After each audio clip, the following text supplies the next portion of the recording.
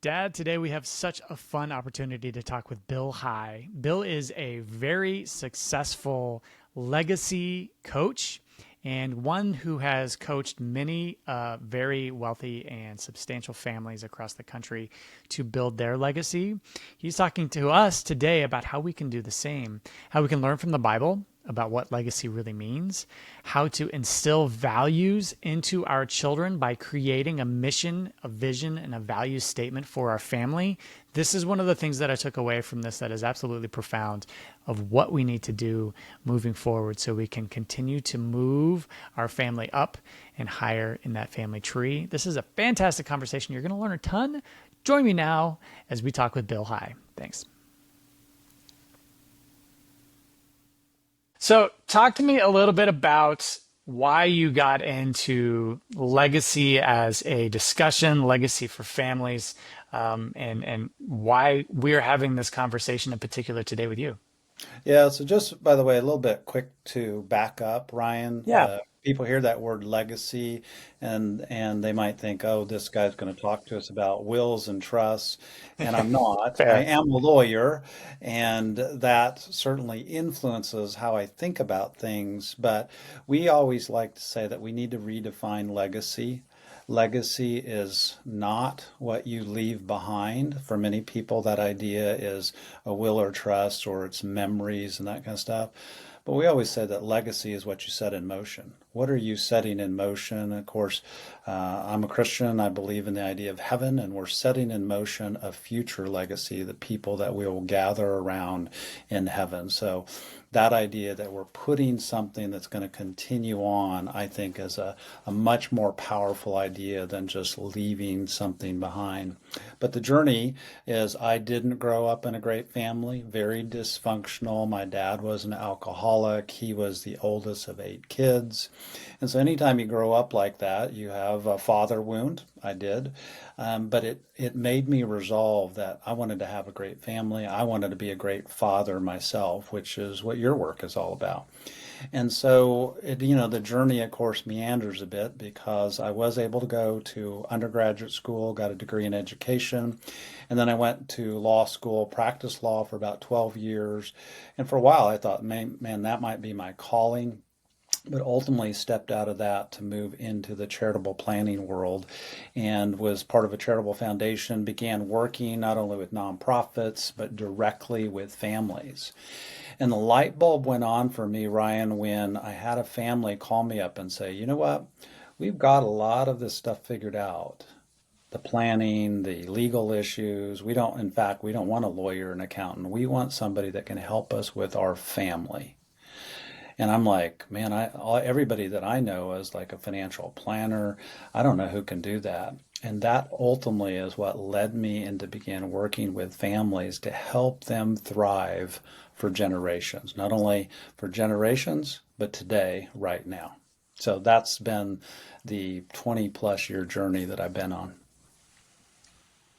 It can be so easy, Bill, to just get dug down deeply in the mundane, the minutia of life, especially as a dad. We wake up in the morning and we bear this burden of supporting our family, both financially, having a roof over their heads, and helping to guide the family.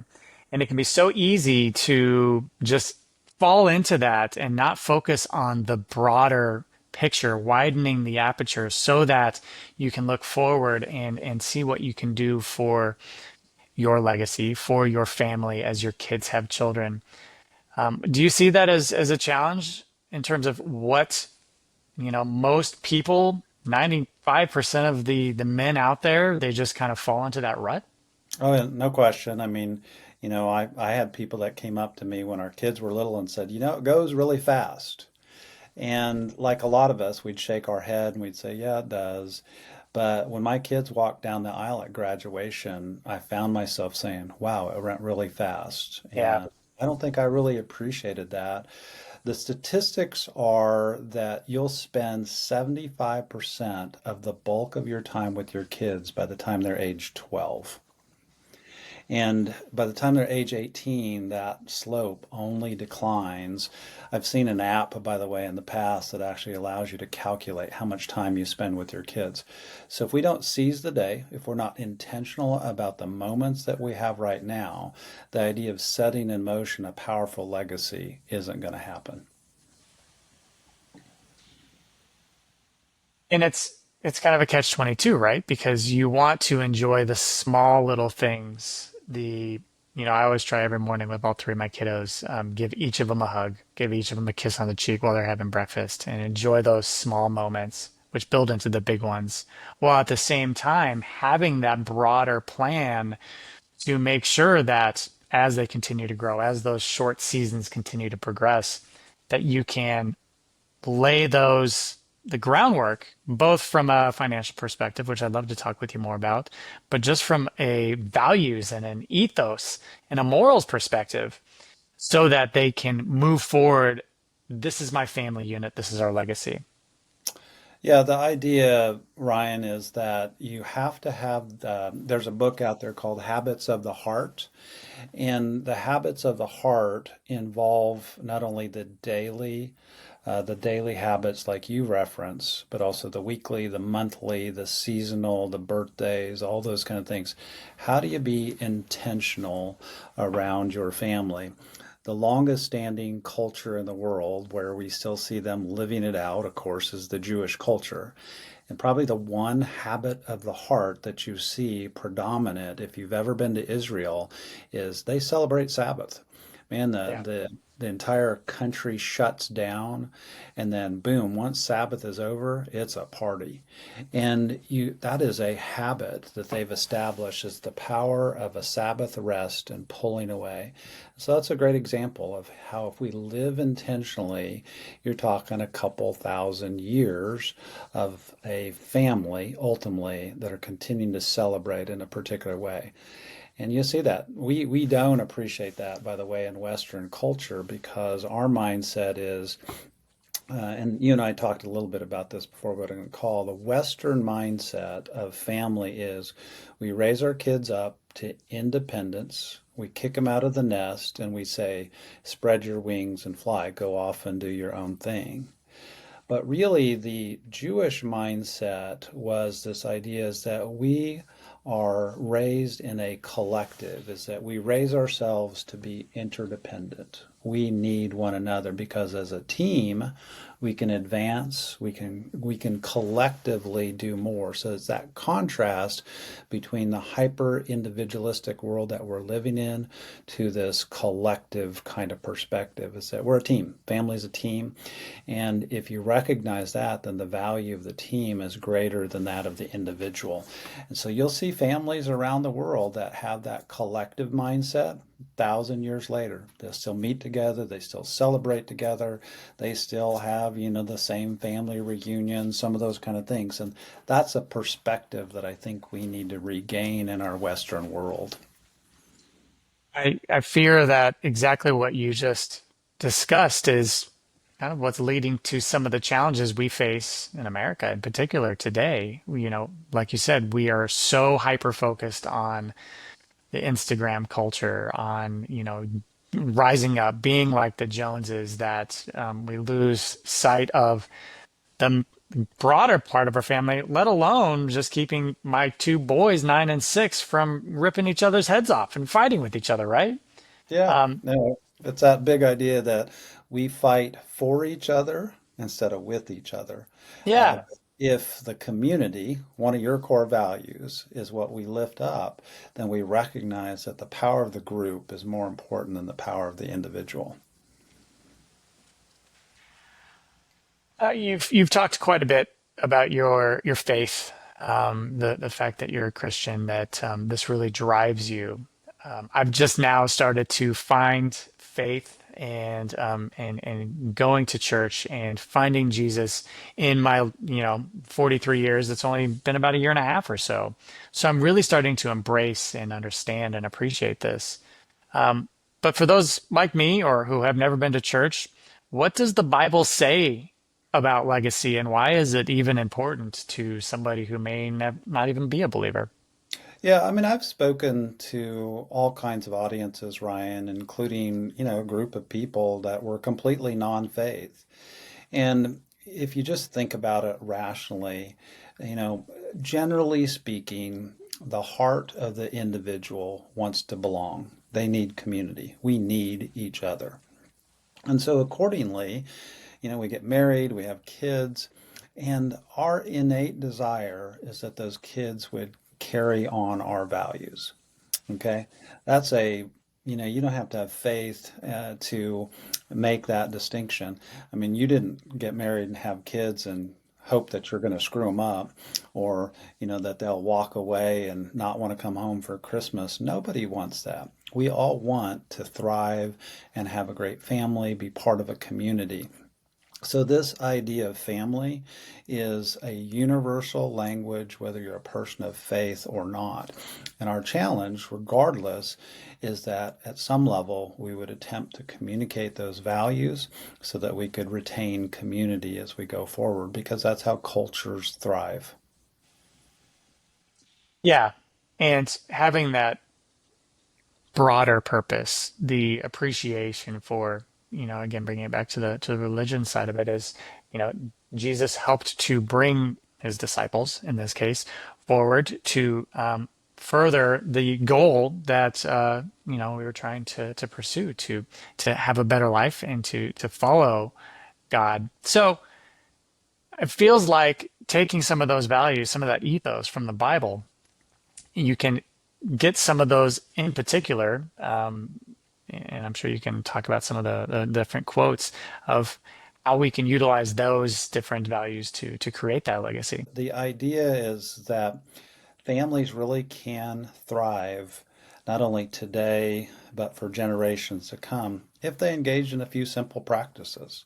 And again, I've read your website and followed you as well and seen what you're doing, the idea of community and relationships. It really is about intentionality.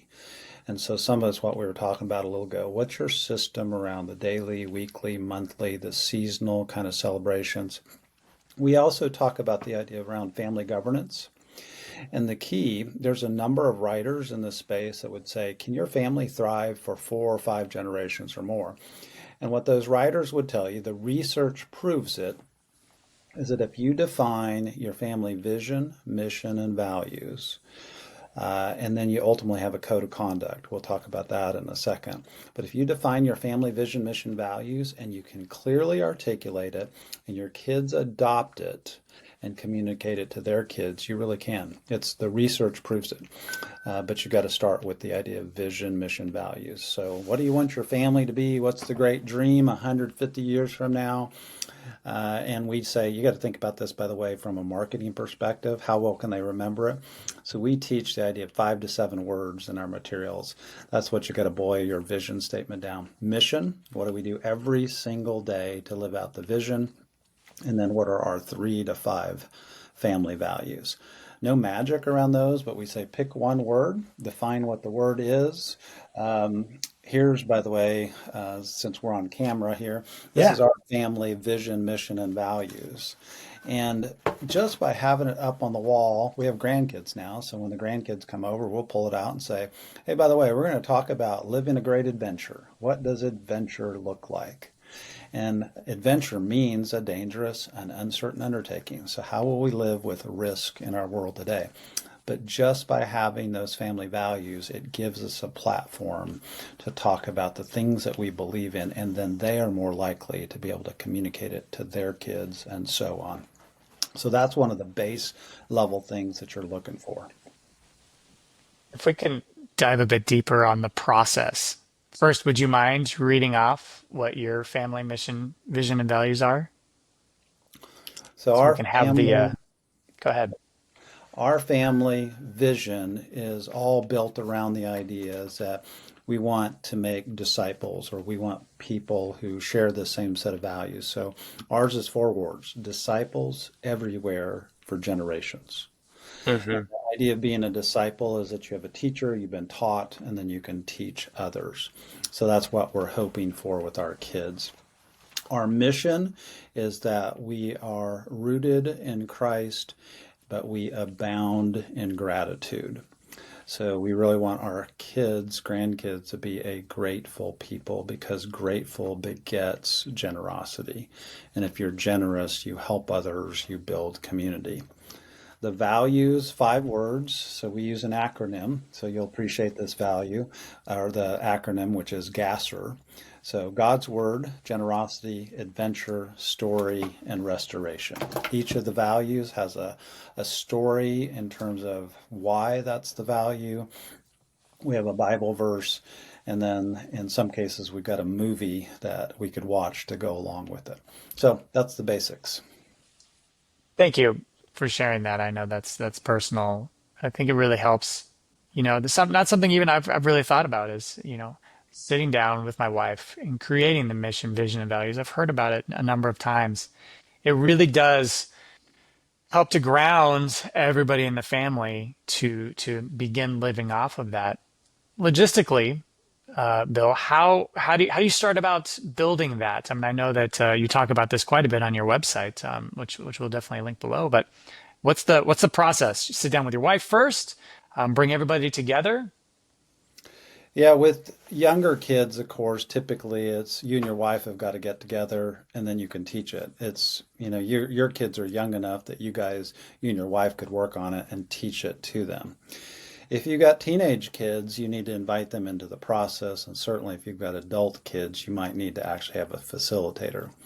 Now, we do have a family legacy workshop that is both a small group, it's on demand, and then we do have live workshops that sometimes people will come and attend as a way to facilitate the process for them. So that's the different ways that we help in the process. But certainly people could go to our website, legacystone.com, and they can pull down the materials there and get that basic process. Yeah, yeah, it's definitely something. It's easy to overlook. It's easy to, like we talked about, live your day-to-day life, and you wake up, your kids are out of the house, like you said, they're walking down the aisle, graduating, and those values that you had hoped you instilled, you hope are still there, and you've done enough. So thank you. Yeah, that's really helpful.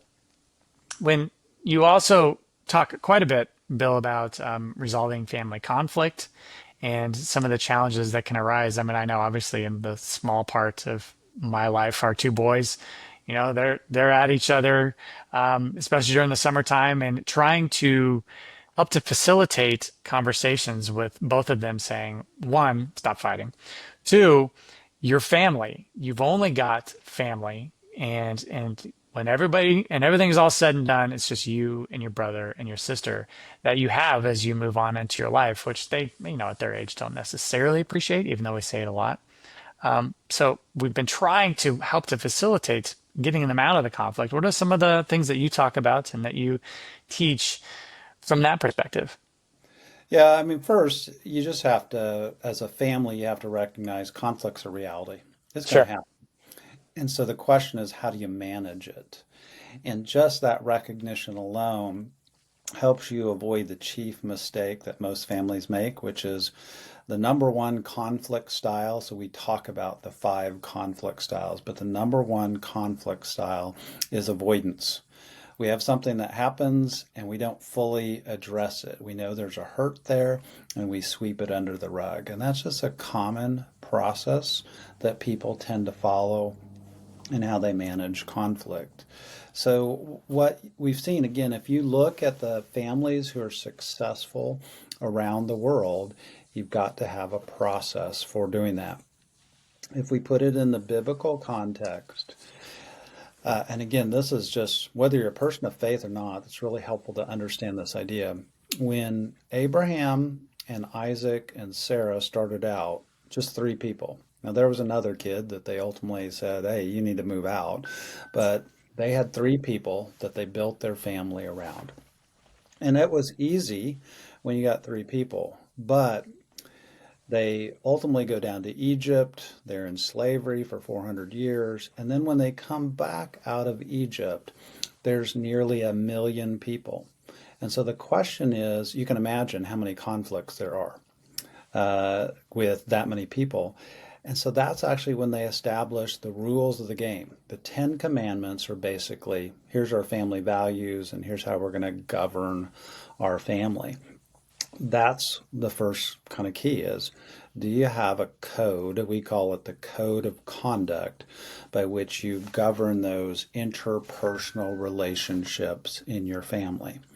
So we usually say that the code of conduct is 5 to 7 rules that you need. I just led a family through this last week, and they came up with 7. They've got little kids like you, and they wanted to keep it to a manageable number. But usually those rules look like, hey, we're committed to this idea of communication. Well, that's our first kind of governing rule. But then when we communicate, we're going to be direct, we're going to be honest, we're not going to gossip. I'm just kind of giving you a few of the handful of things that they come up with. And then usually have a process around restoration. So again, if you're going to have a conflict conversation, you have a process. So again, part of what we teach is this idea is that it's really helpful to have a trigger question. So you probably know what it's like. The trigger question sometimes might come with a tone of voice. So, most people call me Bill, but if my wife calls me William, then I might know that we're going to be having a conflict conversation. But it's a simple question. William, do you have time to talk about? And then you put the subject on the table. And when you have that trigger question, it actually flips the conversation. So that way I know that my job is to listen to understand versus listening to respond. So just if people had a process on how they manage conflict, companies do. That's why we have lawyers, by the way, is that lawyers mediate disputes because they have a process on how you discover information and then how you put it on the table to get to restoration. So that's the basic idea, Ryan. And if people just had that, they could navigate their conflicts way better.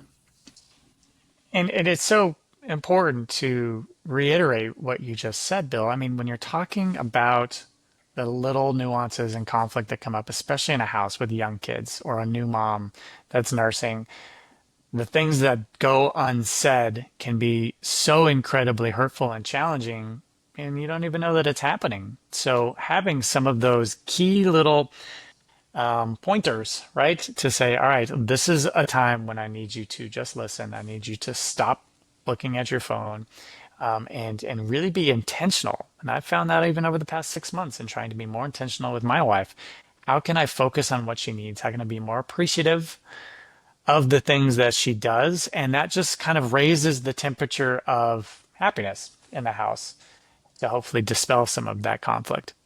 Yeah, you got it. And one of the things that we talk a lot about is family communication. So we use personality profiles. I don't know how much you've used that, but it's really helpful to just use those kind of assessments. Over time, we've done a lot of these inside of families, and you're talking 60, 70% of couples are opposites attract. My wife's very different from me. I'm very fast-paced multitasking. She's slow, steady, consistent. And so that's one of our first built-in tension points. It's not good or bad, it just is. But it helps me to recognize those things because then I need to slow down and listen. She needs to process verbally and talk it through. Whereas sometimes if I need it, I can say, hey, could you skip to the end? Give me the bottom line first. Yeah. But it's just part of the point of how we learn to communicate because of our styles. Yeah, extremely helpful. Let's transition a little bit, kind of to more financial discussions as it pertains to legacy. You haven't talked too much about your background, but you have worked with some of the biggest and most wealthy families across the country and helped to support them in building that. Most of us won't rise to that level. And as we've talked about, maybe we're just trying to go by paycheck to paycheck and just trying to escape that. Any guidance that you would have from a financial perspective for the dad who is paycheck to paycheck, just trying to survive and trying to get out of that? versus a father who is, doing better and wanting to take that next step up to really start creating and building that family tree. Yeah, I mean, wealth is all relative, but I think we try to define wealth more broadly. It's the intellectual, social, spiritual, emotional, and financial capital. If you build wealth in all other forms, we've seen people that are janitors that fill the church auditorium after they pass. Yeah. Uh, and we've seen some of the wealthiest people be the loneliest, most non-visited funeral there is. So if you build capital in the other forms of capital aside from financial, you're going to be fine. You'll be great. We just have to be intentional around it. However, back to your point though, let's do talk about money. I just actually did a post around this idea. I heard the question, Bill Johnson asked me the question, or asked the group the question. He said, how much is too much money? How much money is too much money? And his answer was really profound. It was very challenging. He said, it's whatever amount that causes you to trust in the money versus the community, faith, whatever you are at in terms of your own faith perspective. If you trust in the money more than you do in this broader picture of a God in heaven, you probably have too much money. For some people, that might be 30,000 bucks. Some people, that could be 300 million. So that's one of your questions. And so the idea then is let's use money as a tool to teach values, create experiences, and be generous in our own rights. The most successful families that I've seen, without question, are the ones who they recognize God's the owner. They're not, they're just good stewards of what they've been given, but they teach generosity. So it's the number one thing. And, again, Ryan, you talk about your core values, one of them being leadership. This is the thing where dads can really lead the way in terms of being generous in their own right. When I first got married, I remember reading a book about a guy that would always come home. He wasn't wealthy, but he would stop by the dollar store and he'd buy his wife a little bracelet, or he'd buy this or that. And she felt so loved, but the guy was just a blue collar kind of guy. And that's a generous spirit. And so if we live in that way, wow, we can accomplish so much. But then when we transfer that to our kids, it's just really powerful. When you see your kids start to be generous and to give in their own right, you know that. If you could pass on one thing, it would be this idea of be generous with others, because that means you're not a selfish person. You're looking outside of yourself to give away and to be helpful. One little quick aside, by the way, if I can go on here for a little bit more, we talk about the idea of random generosity. And the idea of random generosity is a simple exercise where you could give your kids $5, $20, whatever the amount is. Like in your case, you got three kids, right? So you could give them each $20 and say, hey, let's go do a random generosity day. Drive around your community, go to a Walmart, go to an Aldi, go to wherever, and just walk up to somebody that you feel nudged by and say, hey, I want to bless you. I want to bless you, and here's a gift. And that idea of random generosity is not only helpful for the person that you give to, but it's helpful to you when you see the reaction of somebody who receives it. And I would say that by far, that activity with my kids, certainly at a period where we didn't have as much cash, was one of the things that stuck with them the most. It's a fantastic approach. And I couldn't agree more. Just back to your initial point though, when you're talking about, okay, if you're living paycheck to paycheck or you get that wealth, whatever the wealth means to you, it's the old adage, more money makes you more of what you already are or were, right? So if you are not a giving person and you're living paycheck to paycheck, you get more money. You're not going to be a giving person there. So I think it goes back to what you talked about originally, right? Getting that core family values, your mission, your vision, your values down now, even if you're living paycheck to paycheck, that way, when and as you embrace those things, you will inevitably continue to do better for your family. Those values will hold true. Yeah, you've nailed it. And I think the idea, the challenge for us as fathers, as dads, is that we kind of always have that next day coming. Yeah. And this is a worthy story, particularly given what you do. There's a book called The 60-Minute Father. It's designed to be read in 60 minutes, but it starts off with the story of a guy that is part of a company. It's a metaphor, uh, anecdotal kind of story, but the guy is part of a company, and the company is trying to get their people to work more. And so they go hire 5 ad agencies to present a proposal to the company to get these people to work more without paying them more. Okay. And so all of these companies come in and they present a proposal. And as you appreciate, some of them were like work more so you can afford more, the whole idea. But the winning proposal came down to this, and it was a slower day is coming. A slower day is coming. And that's kind of how we tend to think is that, man, if I get here, then I'll slow down. Or if I get here, then I'll teach my kids those values. Or if I get here, then I'll be generous. And the truth is that if you're not generous with what you have now, you won't be generous later. It's the person that gives of their little that is able to give when they have more. But if you're not, as I say, if you're not generous now, you're not teaching your kids generosity, they won't ever learn it. One of the people that I follow quite a bit, I'm sure you're familiar with, is Dave Ramsey. Very focused on the financial space and very biblically based as well. He has a book called The Legacy Journey, which is really great, really profound. But he also has a book talking about smart money, smart kids, I think is what it's called. And he talks in particular, and love your thoughts on this, about, having these different buckets of money, especially for your kiddos as they are starting to do chores and get a little bit of money. You have a give, a save, and a spend manila folder in our case in the kitchen so that they can learn how they divvy that money up. But I think again, building that ethos of giving and giving first before you have a lot of the other money, just like a tithe, just like other things. How is giving really placed in our society, and how does it help people to build upon their legacy and their ethos?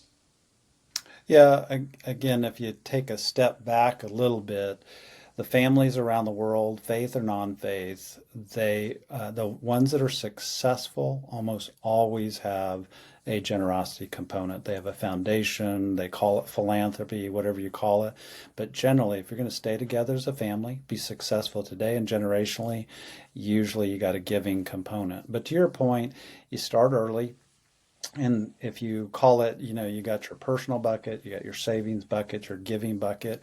We know that psychologically, if what you do is set aside money that can only be given, you're more likely to be generous. But Hmm. if you have to take money out of your personal bucket or your savings bucket, you won't do it. So we say, man, if you need to, go set up your own checkbook that is, a giving account only. Some people, if they have a little bit more, they might use a donor advised fund. They might use a private foundation, as the case may be. But the point is, separate your dollars out so there's a giving bucket. Bruce Wilkinson wrote a book a number of years ago called The God Pocket. And his idea was, hey, maybe it's my left pocket, in that little corner where I'll keep an extra 20. And that's my God money that I'm going to go give away that money just as I find a need. And I think that's a powerful idea. But again, we know that the people who set aside the money to give where it's only giving, they're going to truly be generous as opposed to if they're competing for grocery money. Bruce Wilkinson, I've just really come into reading more of his books. I'll read that one. I think he also has The Dream Giver and The Prayer of Jabez. Right. Dream Giver is so profound, following this boy on his journey, following his dream. It's absolutely amazing. And then The Prayer of Jabez has changed my life. But you're right, giving is a core component. Yeah, I mean, I think that's the power of vision in a person's life is that God can do so much more than we ever dream or imagine when we let go. The harder we try to hold on to stuff, the more challenging it is. I do think, by the way, back in the book of Genesis in the Bible, when Abraham was really struggling, he didn't have a son and he'd separated from his nephew Lot. Lot got the good ground, he got the bad ground, and he probably wondered, man, is anything ever going to good happen? But one of the things that you see is that God took Abraham outside and said, let me give you a vision. And he said, look up into the night sky. See those stars? That's what your family is going to be like, and you're going to bless the entire world. And I think all of us, Ryan, need that fresh reminder is that our God doesn't look at us and think little or lack. He sees something far greater, the dream giver kind of idea for each of us. He wants more. And our biggest challenge is to be faithful with what we've been given in the moment and let Him take care of the results from there instead of grumbling or I haven't made it yet or it's not what I want it to be. That, by the way, is one of the byproducts of a hyper individualistic society. Back around the turn of the century and when it was still largely an agrarian society or early industrialization, you didn't have job dissatisfaction. People were like, it's my job. I got to do it. Yep. I got to take care of my family. It's only in this later stages where it's like, it's not what I want, or it's not what I'm called to do.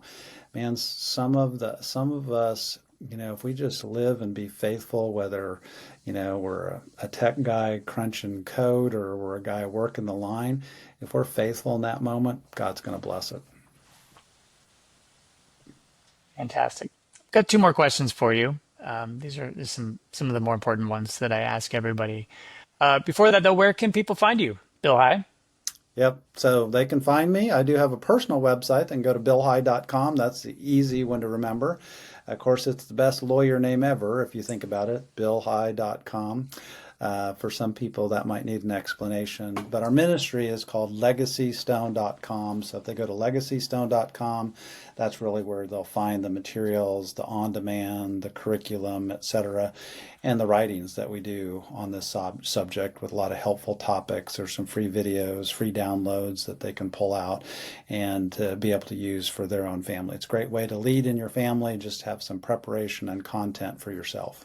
Yeah, it's so important. I'm absolutely going there as soon as we're done so I can dive deeper. I think this is something that's very important for our families. We continue to take that next step in our legacy.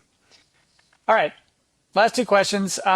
Bill, what is the best piece of advice you have for a dad that's wanting to level up and build their legacy in 2025? Yeah, the number one thing that I would say is plan to lead. And what I mean by that is that so much of our world is reactionary and we treat family as fun. And for some of us, maybe we are spontaneous leaders and can come home. But I just say, boy, if you can take an hour a week where you sit down and say, how can I intentionally lead my family, my relationship with my spouse, my relationship with my kids, and plan activities, plan what I'm going to do, whether it's a teaching, whether it's a values discussion, what the dinner table is going to look like, the family meal, the family activity. It's those kind of intentional acts that build memories and experiences that people hold on to into the coming year. So plan to lead, I think, is the first one. Fantastic. Last question is a hypothetical. You said you have two kids, correct, Bill? Four Four kids, kids. five grandkids. Fantastic. So the hypothetical diamond advice question that I ask everybody, I have the honor of joining me. So you've got your four kiddos, they're all out of the house. You've taught them all the fantastic lessons that you've taught me and the fellow dad watching today, and of course many more. But they've forgotten all of them, Bill. Every piece of guidance that you've given them, they've forgotten everything except for one piece of diamond advice. What would you want your four kiddos to take with them? The number one thing that I would say to them is if you remain faithful to God and His calling for you, He's going to bless it. So it's similar to what I just said a moment ago. Be faithful with what's been put in front of you. Continue to seek Him, even if it seems dark. There's certainly people that will listen to your podcast that it seems bleak. But you know what? Over time, God just has a way of turning things that seem dark and miserable into something really good for those who persist. Don't give up. Don't quit. Bill, hi, you've given some great guidance today. It's been an honor to have you, sir. Thanks for joining me. Yeah. Thank you for having me on.